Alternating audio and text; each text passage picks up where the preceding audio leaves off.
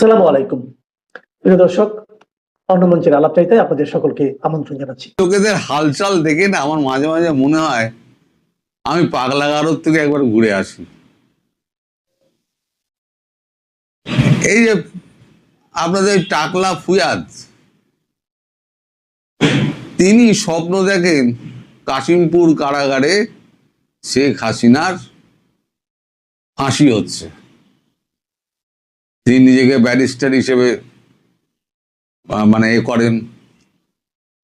আবার তিনি এও একটা বক্তৃতা ছেড়েছেন যে রয়টার্স নাকি বট বাহিনী।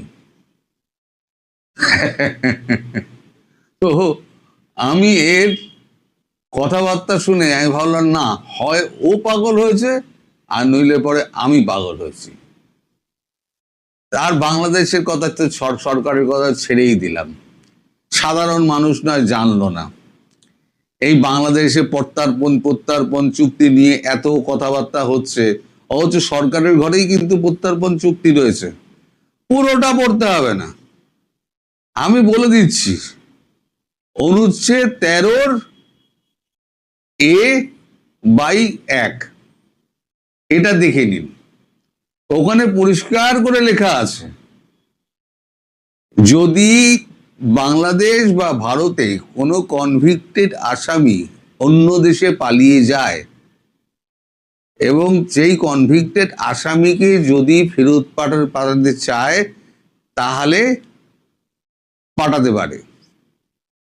2 অনুচ্ছেদ 13(1)(2) যেটা 2তে লেখা আছে যে সেক্ষেত্রে কি করতে হবে, মামলার সমস্ত ডকুমেন্ট এবং সেই যে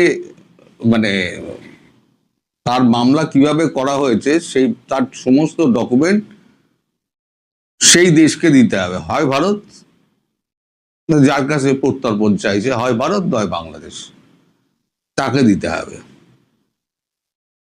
এবার 3 নম্বর চুক্তির ধারায় আছে, সাবক্লজে ধারা আছে, তাতে রয়েছে যদি সেই সংশ্লিষ্ট দেশ যদি মনে করে যে তাকে ফাঁসি কাটে ঝোলানো হবে না বা তার মৃত্যুদণ্ড দেওয়া হবে না, এরম যদি নিশ্চয়তা পাওয়া যায় তাহলেই একমাত্র বন্দি বিনিময় হতে পারে। তবে প্রথম শর্ত, তাকে অপরাধী হতে হবে সরকারের বিচারে এবং বিচার প্রক্রিয়ার সমস্ত কাগজপত্র দিতে হবে। এবার আপনারা আমায় বলুন, শেখ হাসিনা এদেশে এসছেন কে দিয়ে গেছে? দিয়ে গেছে সেনাবাহিনী প্রথমে হেলিকপ্টারে করে, তারপরে বিমানে করে হিন্ডন এয়ারবেসে দিয়ে গেলেন। তখন তিনি প্রধানমন্ত্রী মর্যাদাতেই তাহলে এখানে তিনি আছেন। এটা আমি প্রথম বলেছিলাম যে সর্বদল বৈঠক ডাকা হয়েছে, প্রথম আমি কিন্তু ব্রেক করেছিলাম এটা। তারপরে জানা গেল সবাই লিখলো সর্বদল বৈঠক। আর একটা সর্বদল বৈঠক হতে পারে, আমি যেটা বলছিলাম ফেরার ব্যাপারে তো আর সর্বদল বৈঠক তো দরকার নেই, আর একটা সর্বদল বৈঠক হতে পারে। বাংলাদেশের কি কলাকীর্তির কথা আমি ছেড়ে দিলাম, এরা সাধারণ মানুষ টু সরকার সব হচ্ছে গয়াকা দন্তে 9 হস্য। হয় আমায় পাগলখানায় যেতে হবে আর নইলে তাদেরকে পাগলখানায় যেতে হবে, দুজনের একটা, মধ্যিখানের কিছু নয়। তো এই যে এত দেশের ছোটাছুটি, সারা বিশ্ব ঘুরে ফেললেন আমাদের নরেন্দ্র মোদী, কি জন্য? একটা সলিডারিটি দেওয়ার জন্য। যদি ভারত কোনো রকম পাকিস্তান বা বাংলাদেশে কোনো রকম তাদের মিসঅ্যাডভেঞ্চারের জন্য যদি একটা অ্যাকশন নেয়, তাহলে ইউরোপিয়ান দেশগুলো যাতে ভারতের পাশে থাকে এবং লাতিন আমেরিকা এবং আফ্রিকান কান্ট্রিগুলোতে। তিনি কোথায় কোথায় গেছেন এবার খোঁজ নিন আপনারা। তিনি যে 12 দিনের সফর করলেন, কোথায় কোথায় গেছেন। এবার ধরুন আমি আসি আর একটা এর কথায়, মানে ওই আর সর্বদলীয় বৈঠকের কথা। তিনি যাচ্ছেন, তাতে সর্বদলীয় বৈঠকের ব্যাপার নেই, তিনি তার দেশে ফিরে যাচ্ছেন, সর্বদলীয় বৈঠকের দেখার কথা নেই। এখন যদি তিনি দেখেন যে তাকে কোনোভাবেই ঢুকতে দেওয়া হচ্ছে না, তিনি তো আর ধাক্কা মেরে ভেঙে ঢুকবে না, আর ভারতবর্ষ সেভাবে ছাড়বেও না, পরিষ্কার কথা, সেভাবে ছাড়বে না। ভারতবর্ষ তার নিরাপত্তা নিশ্চিত করে তবে ছাড়বে। তা ভারতবর্ষ মোটামুটি ভেতরে ভেতরে কাজ করছে। আমি আপনাদের একটা প্রশ্ন করি, এর জবাব আপনারা দেবেন। শেখ হাসিনা আমাদের দেশে এখনো প্রধানমন্ত্রী মর্যাদায়, এবং আমরা তাকে ম্যাডাম প্রাইম মিনিস্টার বলি, এবং সবাই তাকে প্রধানমন্ত্রী হিসেবেই তাকে রেখে দিয়েছে। তার পেছনে মাসে আমাদের খরচা হয় 35 কোটি টাকা, সমস্ত খরচ নিয়ে, তার স্টাফ, তাদের বেতন, তার খাওয়া দাওয়া, তার চলাফেরা, তার সমস্ত চিকিৎসা ফিকিৎসা সমস্ত কিছু নিয়ে মাসে 35 কোটি টাকা আমাদের খরচা হয়। আমি খরচার কথা বলছি না, আমি বলছি একটা প্রধানমন্ত্রীর যে খরচ হয় প্রতিদিন, আমাদের প্রধানমন্ত্রী হয়তো তার থেকে একটু বেশি, তার স্টাফ বেশি, তার খরচা একটু বেশি, আর শেখ হাসিনার স্টাফ কম, তার খরচা কম। যদি 3 গুণ স্টাফ হয় তাহলে নরেন্দ্র মোদীর মতোই হয়ে যাবে, কারণ নরেন্দ্র মোদী যা খান তা সেই একই খাবার তো তিনি খান, কেউ তো আর বেশি কম খাওয়ার ব্যাপার নেই, দুজনেরই বয়স হয়েছে। তো এখন তিনি যদি, এটা আমার কথা, মানে আমি বলছি এটা হাইপোথেটিক্যালি, যে তিনি যদি মনে করেন যে আমি তো বাংলাদেশে ঢুকতে পারছি না, তিনি প্রধানমন্ত্রী হিসেবে ভারতবর্ষকে একটা চিঠি দিলেন যে আমি দেশের প্রধানমন্ত্রী, আমাকে মৌলবাদী দল এবং তার সঙ্গে মিলিত হয়েছে একটি রাজনৈতিক দল, দুজনে মিলে আমাকে সরকার থেকে উচ্ছেদ করেছে, সেনাবাহিনী কোনো মতে আমাকে এখানে রেখে দিয়ে গেছে। 1971 সালে আপনারা আমার বৃহৎ গণতান্ত্রিক রাষ্ট্র বাংলাদেশ ভারত স্বাধীন করে দিয়েছিল। 2024-এ আবার পরাধীন হয়ে গেছে। আমাকে আমার স্বাধীন বাংলাদেশে ফিরিয়ে দিন। 10 লাইনের একটি চিঠি দিয়ে দেন। ভারত তো ওঁত পেতে বসে আছে। এই যে মোদিজি বিশ্ব ভ্রমণ করছে, সেটা কি জন্য?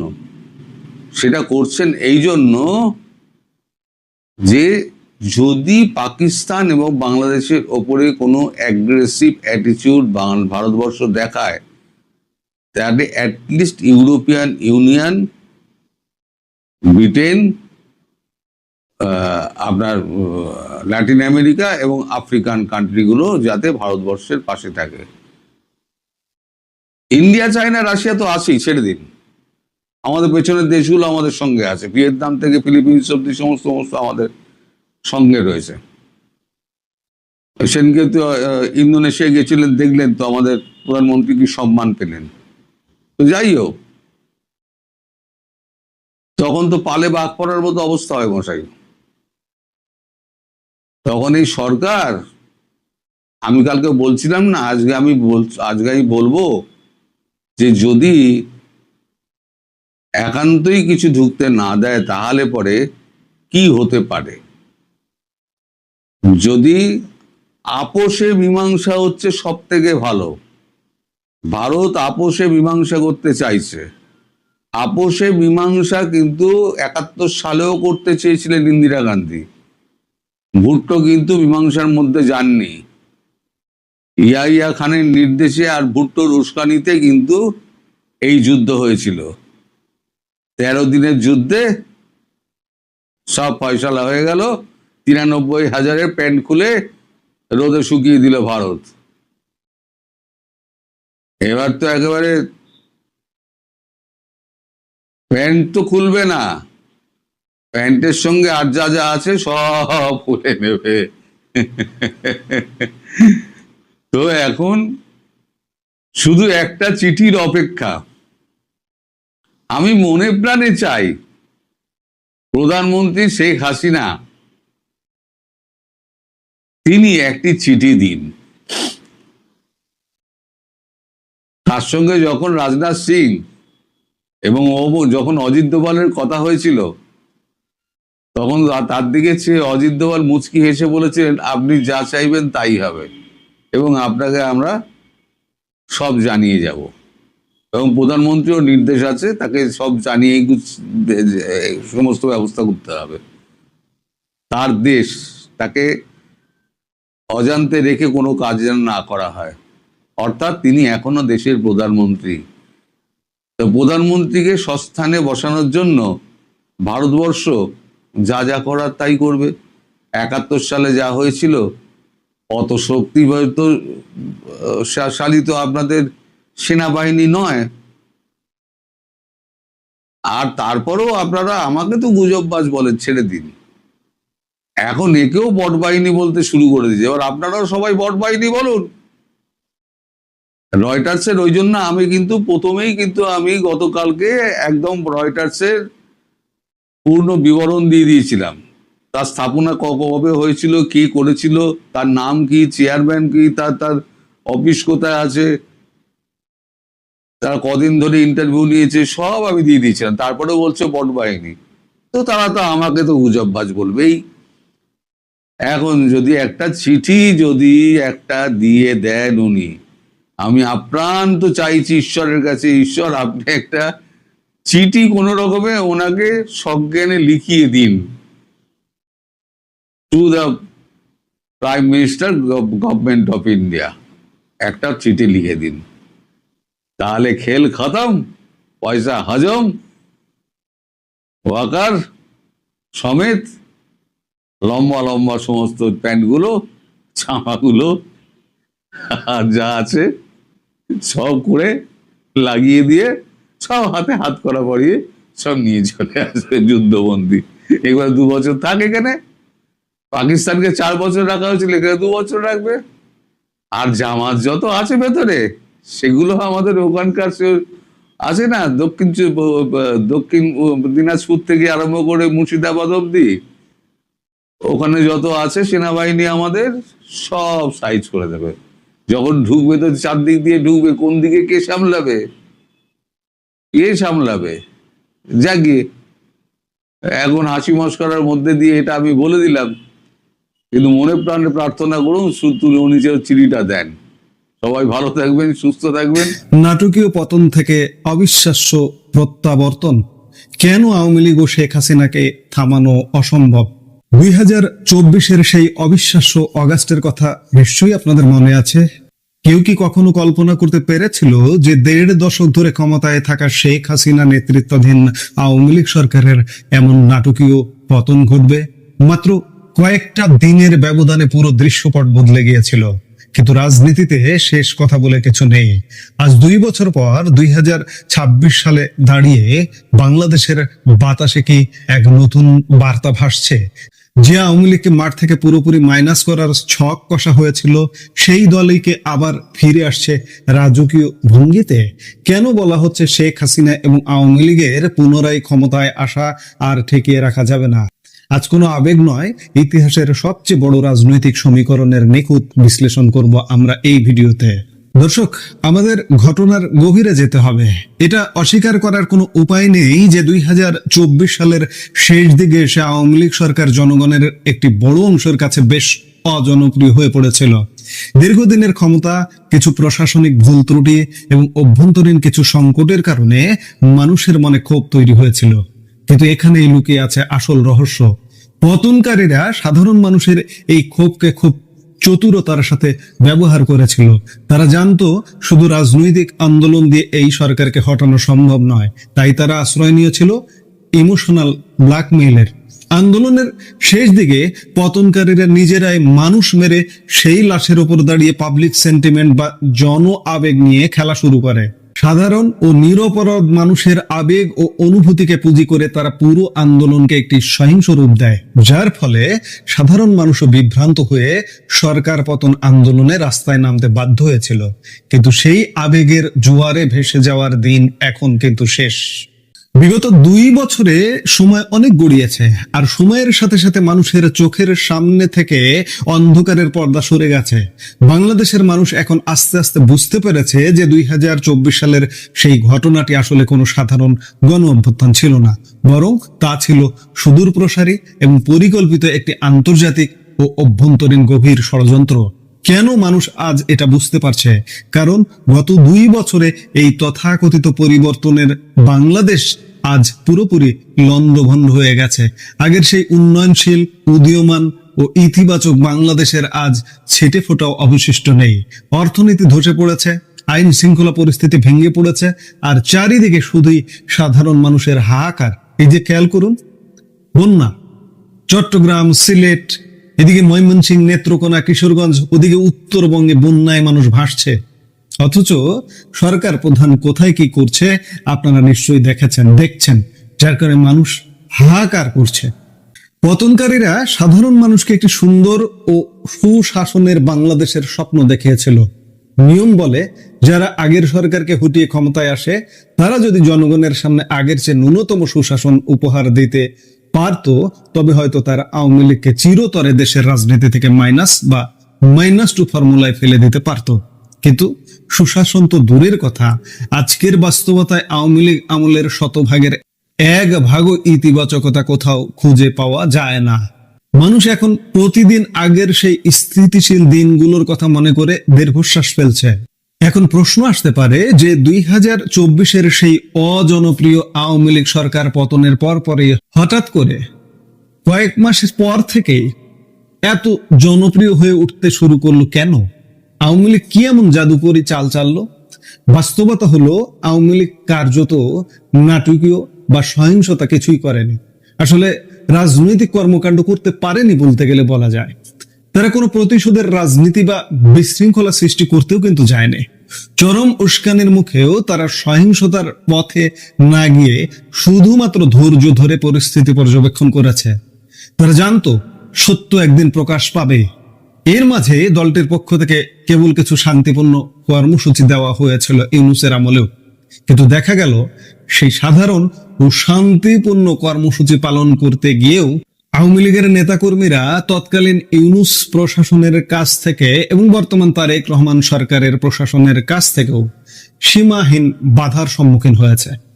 এক পর্যায়ে তো রাজনৈতিকভাবে মোকাবেলা করতে না পেরে ইউনূস সরকার দলটির কার্যক্রম পর্যন্ত নিষিদ্ধ করে দিয়েছে। কিন্তু ইতিহাস সাক্ষী, রাজনীতিতে চাপিয়ে দেওয়া বাধা এবং নিষিদ্ধতার রাজনীতি সবসময় হিতে বিপরীত ফল আনে। এই বাধা এবং অন্যায় নিষেধাজ্ঞা ভাঙার জেদি আজ আওয়ামী লীগকে জনগণের চোখে মজলুম এবং পুনরায় তুমুল জনপ্রিয় করে তুলেছে। ভারত ও বাংলাদেশের রাজনীতিতে একটি বড় প্রশ্ন ছিল যে আওয়ামী লীগের পরিণতি কি ভারতের জাতীয় কংগ্রেসের মতো হবে? আমরা জানি ভারতের কংগ্রেসে বর্তমানে তীব্র নেতৃত্ব সংকট রয়েছে, যার কারণে তারা শক্তিশালী বিজেপির সামনে দাঁড়াতে পারছে না। আওয়ামী লীগেও কিন্তু শেখ হাসিনার বিকল্প নেতৃত্ব আজও তৈরি হয়নি। তিনি দলের মূল চালিকা শক্তি। যদি বাংলাদেশে ভারতের বিজেপির মতো শক্তিশালী, দূরদর্শী ও জনমুখী কোনো রাজনৈতিক দল থাকতো যারা দেশকে উন্নয়নের এক ভিন্ন উচ্চতায় নিয়ে যেতে পারত, তাহলে হয়তো আওয়ামী লীগের বিকল্প ভাবা যেত। কিন্তু বর্তমান বাংলাদেশে সেই বিকল্প কোথায়? 24-এর সরকার পতনকারীদের চূড়ান্ত লক্ষ্য কিন্তু কেবল ক্ষমতা দখল ছিল না, তাদের আসল লক্ষ্য ছিল শেখ হাসিনাকে শারীরিকভাবে চিরতরে দুনিয়া থেকে সরিয়ে দেওয়া বা হত্যা করা। কারণ তারা জানতো শেখ হাসিনা বেঁচে থাকলে আওয়ামী লীগকে ধ্বংস করা অসম্ভব। কিন্তু প্রবাদ আছে না, রাখে আল্লাহ মারেকে। সমস্ত ষড়যন্ত্র ব্যর্থ করে দিয়ে তিনি আজও বেঁচে আছেন।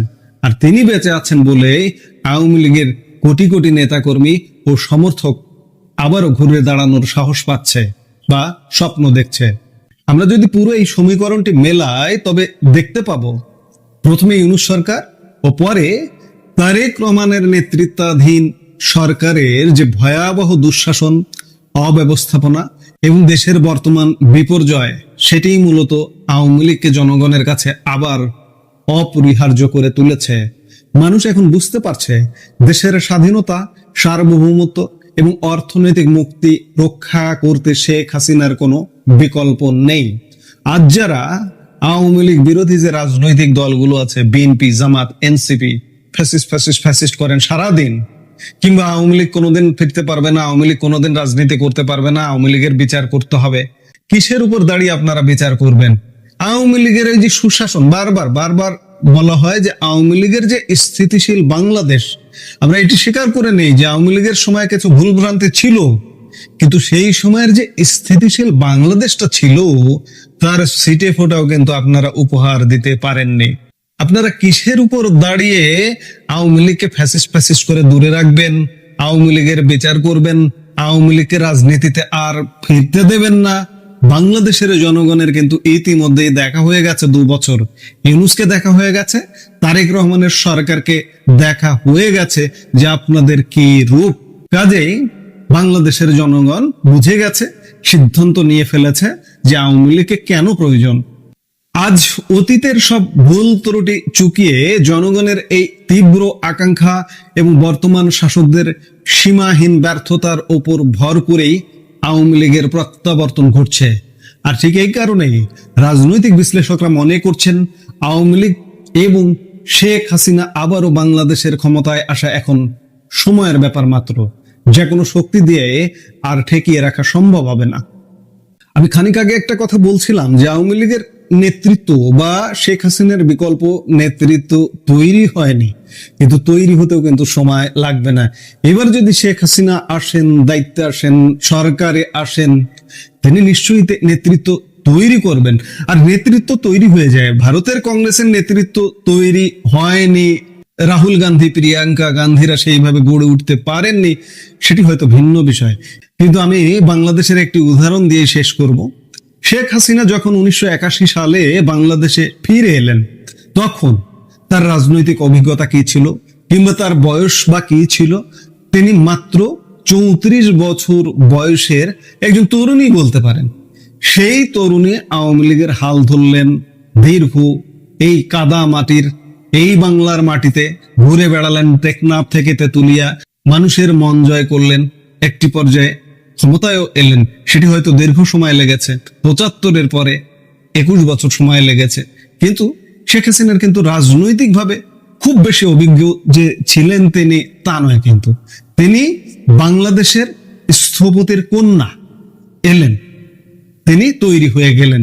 আজকে ধরুন শেখ হাসিনাকে সরিয়ে দিত, কুচক্রীরা সরিয়ে দিত, তারপরে কিন্তু তৈরি হয়ে যেতই, হয়তো তার পুত্র তৈরি হয়ে যেত, তার কন্যা তৈরি হয়ে যেত।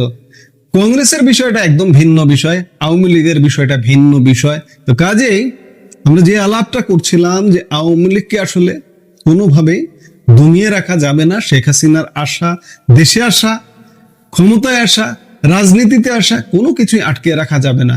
ওই যে বলেছি যে আপনারা কিসের উপর দাঁড়াবেন? আপনারা আওয়ামী লীগের ওই সময়ের থেকে ন্যূনতম ভালো কিছু করতে পারেননি। কাজেই আওয়ামী লীগকে ফ্যাসিস্ট বলে দূরে রাখা অসম্ভব। আওয়ামী লীগ আসছে, আওয়ামী লীগ আসবে। এই মুহূর্তে ভিডিও থেকে বিদায় নিতে চাইছি, দেখা হবে পরবর্তী ভিডিওতে।